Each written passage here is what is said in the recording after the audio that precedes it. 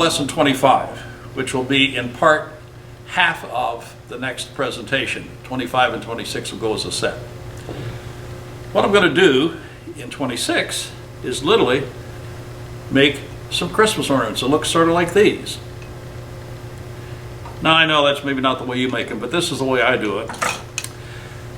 In order to do that, we have to take a piece of wood, shape it, and hollow it. I generally just use pieces of junk wood that have come. This is maple, this is redwood burl. But to hollow this out requires a special tool. And we have made tools in the past, some that look sort of like this. While it'll fit through the hole, the blade is way too long and will start to airplane in your hand and not work. So we're going to make a custom tool for this job. So this lesson is all focused on that tool making activity. So what I have done is gotten into my selection of Allen wrenches, which I'm sure everybody has a drawer like this full of a whole bunch. And I selected out some Allen wrenches from which I'm going to make the tool. Well, these are 1/4 inch wrenches. This one's way too long. I'd have to cut it off and waste some. Nothing wrong with using these 1/4 inch, but I have chosen for this project to use one that's a 3/16 wrench. And at the end of today's lesson, what we're going to do is produce this tool. Mount it into a handle, like that. I've already turned handles, so you've seen how that's been done in much earlier lessons. So we're not going to do that. The handle is just a given.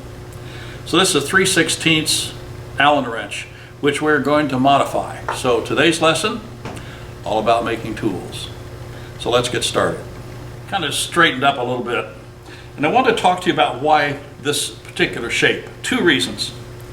One, the cutting edge of this tool is in line with the handle, which means when it's inside, it's not going to torque over, so that it's going to stay right where your hand is. Second thing, the depth of this curve, when I go into the hole, is going to establish how deep I can make that cut.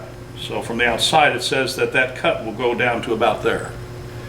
I'm not interested in making this really nice inside. I'm simply interested in reducing the weight so that this doesn't hang heavily on the branch of a Christmas tree. So I've made the curve such that when I do this and it bottoms out, I've gone as far as I need to go. So the curves are always going to vary a little bit. So to make this, what I need is a pair of vice grips to hold it.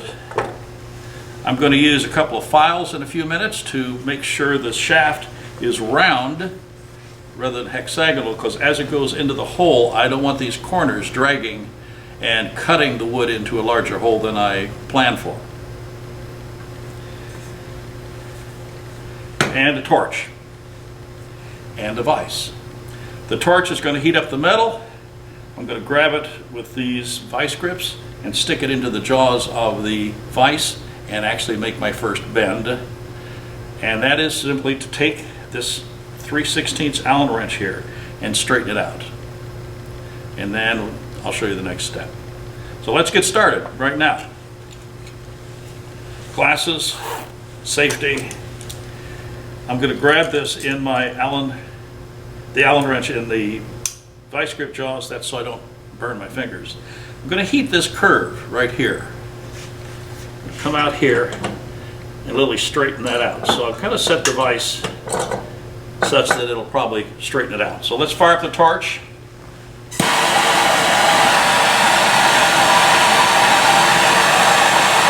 I know you can't hear me, so I won't talk.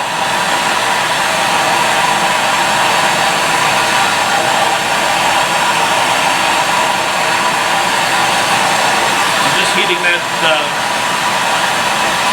corner.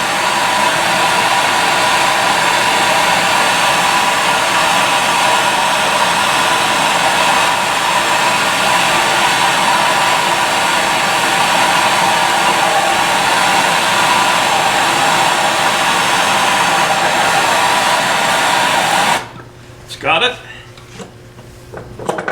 Here. Straighten it.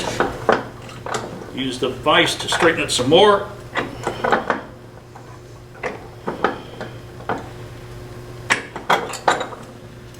And that's about as straight as I can get it.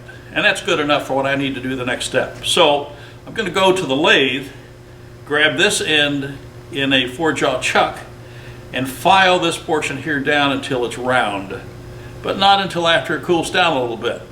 So I'm going to breathe on this thing for a while, cool it, and then meet you at the lathe. I'm over at the lathe because my next operation is to make this shaft round. So I've got a 4-jaw chuck on here with what I call number 1 jaws, and it'll hold a 3/16 rod. And all I'm going to put in here is what will go into the handle. The rest of this I want to file. So that's tight. I'm using 2 files, a flat bastard file, which is a fairly coarse file, and then after I get it roughly around, I'm going to go to what's called a mill bastard file, which is a little finer cut. But before I started, I came in here with a toothbrush. Brass brush also works. And I cleaned the files to get as much debris accumulated out of the teeth as I can. So that's done. I'm ready to go. Let's turn on the lathe and see what we've got. It's running pretty straight. There's a little bit of wobble here where I bent it. But that'll be okay because I'm going to bend it some more in a few more minutes. So I picked it up just about 1,000 RPM. And my job now is file this until it's round. And this is going to take a couple minutes. I have put paper towels here to protect the ways of the lathe from any metal files, the filings that land here. So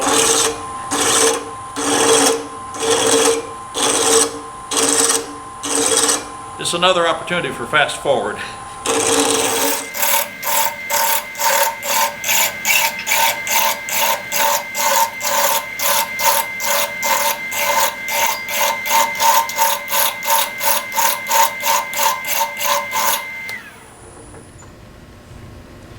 Well, the corners are knocked down, but they're not off yet, so I've still got some more filing to do. Pick up the speed just a little bit.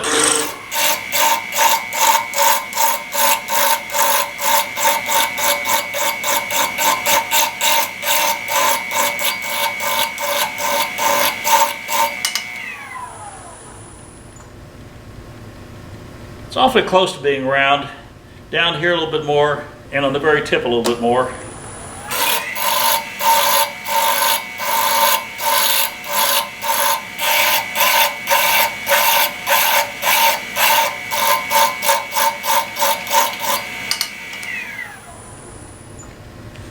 That's pretty doggone close, and if you can see on the ways of the lathe, on the paper towel, there's a lot of metal filings accumulated, and we just don't want to get that on the lathe. When I get down here, I'm going to pick that towel up, fold it, throw it in the trash.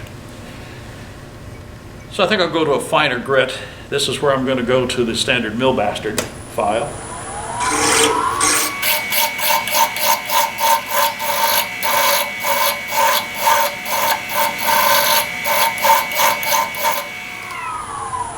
And all that file is doing is making just a little bit smoother.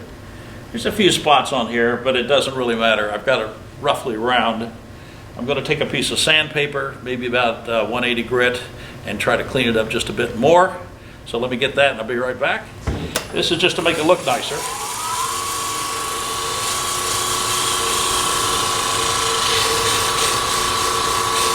Once I've done this, got to throw this piece of paper away. This is no good for wood anymore. But the aluminum oxide that we use on wood works just fine on metal. What makes this a little difficult to do is this has been hardened, so it takes a little bit of effort to grind this round.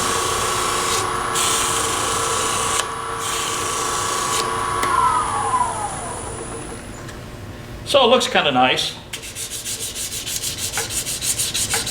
When I go through the next couple of steps, it's not going to end up looking quite that nice. So what we have is a part that's going to go down into the handle. I left that hexagonal so it'll lock into the wood handle. And I've rounded all this down. And now we're going to put some shape into it. So back to the torch and the vise. Or We're back at the workbench again. Took a couple of minutes to do that filing, so now I'm going to put my first bend in. I want to grab it this way. The first bend I'm going to make is to just take this shaft and bend it about 45 degrees this way. And then I want that to cool, because I don't want that to move again. And then I'm going to reheat it and pull this portion in. There's an edge ground on here, but I'm not going to do that until the very end because I'm not quite sure where the shape of this shaft is going to come out. I'll add my cutting edge at the end. So now I'm going to heat it right about here and bend it 45 degrees.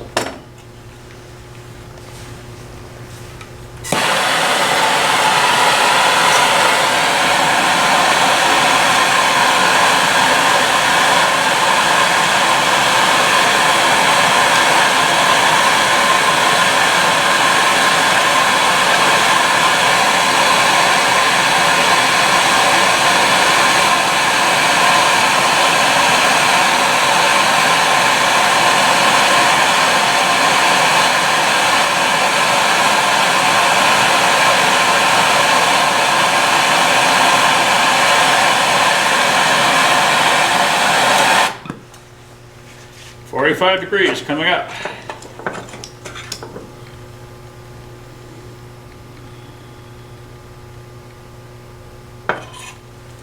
Okay, there's the first curve.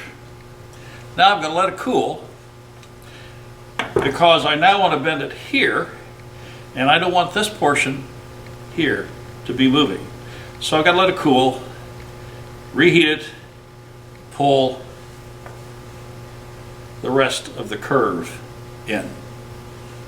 Okay, I'm going to breathe on it for a while, takes a minute or two, and we'll come back and do the torch process again. That's pretty cool. It's time to go on. So here's where we are, right there. So about this area right here, I'm going to heat and put it in the vise and bend it back into that curve. So the key now is to heat it all this area in here. So here we go one more time.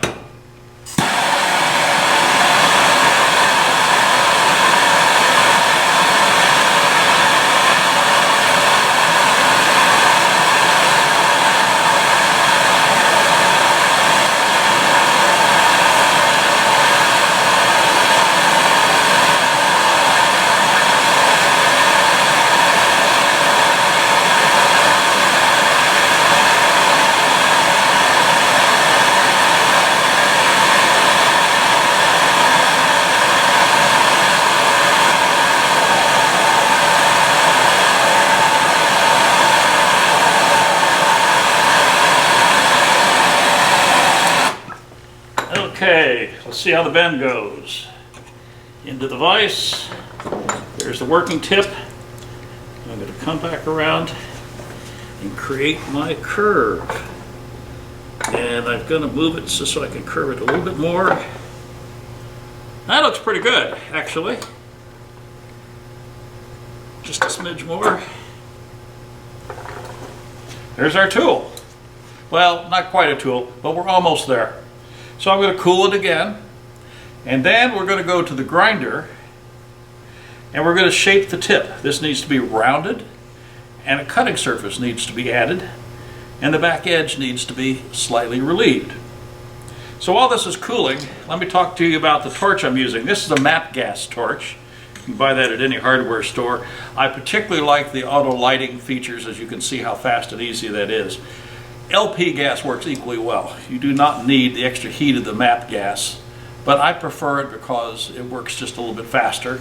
And for larger metal products where I have to transfer a lot more heat to do whatever metal working I need to do, I do need the extra amount of heat that can come out of it. So from here, we're going to go all the way to the other end of the studio, go up to the grinder, and using the aluminum oxide wheel, we are going to shape the tip of this.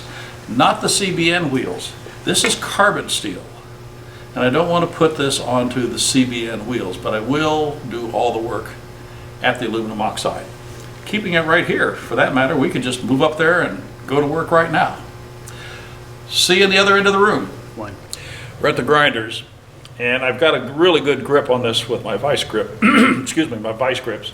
And what I'm going to do is come down here, and I'm simply going to radius this all the way around. So I'm going to use the platform and the aluminum oxide wheel and simply create a curve like the shape of my finger on the very end of this. And that's all I'm going to do. After that's done, I'll come up to the side of the wheel and I'm going to put a flat here, which will be the cutting edge. I did this last because I wasn't quite sure how this curve was going to come out until after I had it bent. Now I know where that edge needs to go.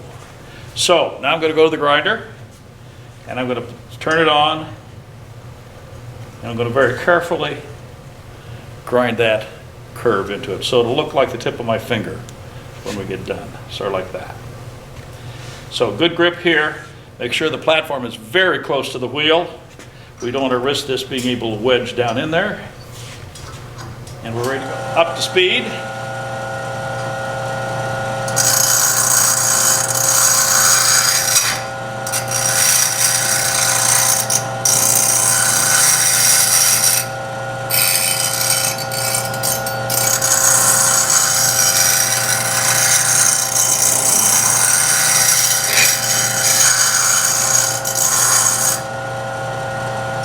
So I've got a radius on the tip. That is sound of me banging these vice grips into the platform. Shouldn't have done it, but it doesn't matter. Now I'm going to tilt it up just a little bit and do that same activity again. What I'm now doing is creating a back bevel on this tool.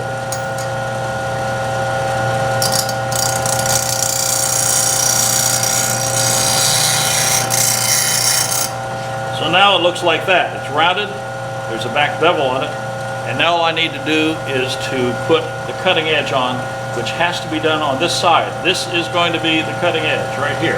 I want about half of this thickness to go away. Now, I'm also not going to cut it square across. I'm going to slightly cant it, just a couple of degrees, so it's more of a shearing cut inside the wood than it will be just a straight flat scraping. So instead of coming in like this, I'm going to slightly bring the tool over a little bit to my left while I grind this.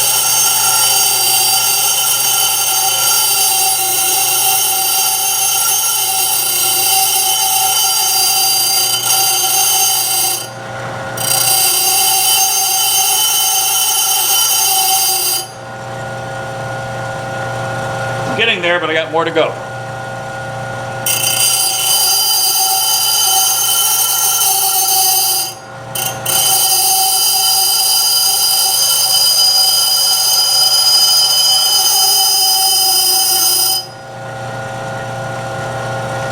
It'll go farther.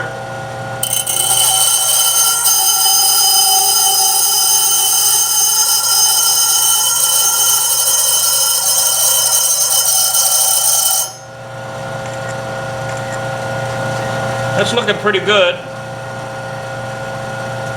But I'm going to go back and touch up that back bevel again a little bit. Just a little bit. Just kind of get rid of some burrs.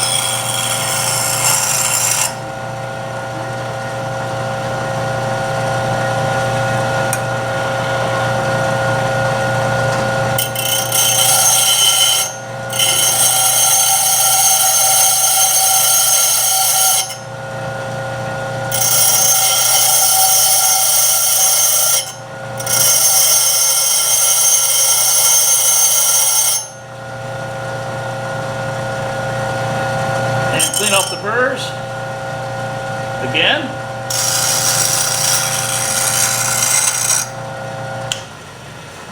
And one more step to go. I'm going to harden this back at the workbench. One of the last steps. This is fairly soft metal now because I've been heating it and relaxing the crystalline structure by allowing it to cool slowly. I want to heat it back up to cherry red. Test it with my magnet for a lack of magnetic characteristics. I'll figure out how to say it later. And once it's reached that point and it's no longer magnetic, I'm going to plunge it into the oil. This is peanut oil, just plain old peanut oil. Doesn't smell bad, doesn't flame up much, and it was inexpensive at the grocery store. So I'm going to heat it cherry red, test it to see if it's magnetic. As soon as that's gone, I'm going to plunge it, and we will then have hardened the tip on the thing so it'll hold an edge much better. So here we go.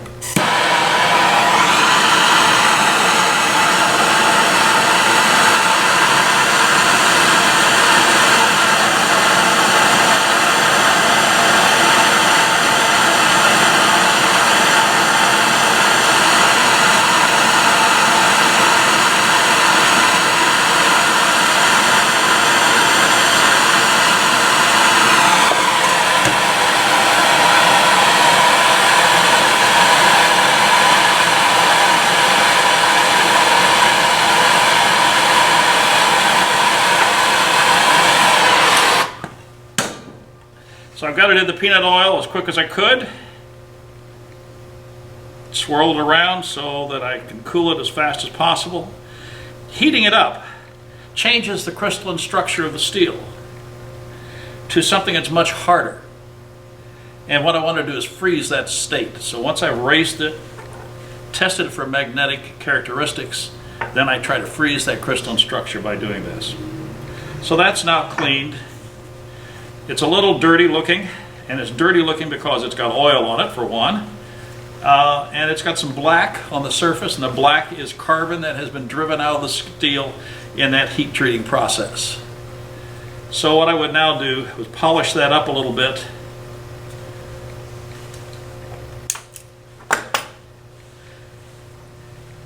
Mount it in a handle that we've already made.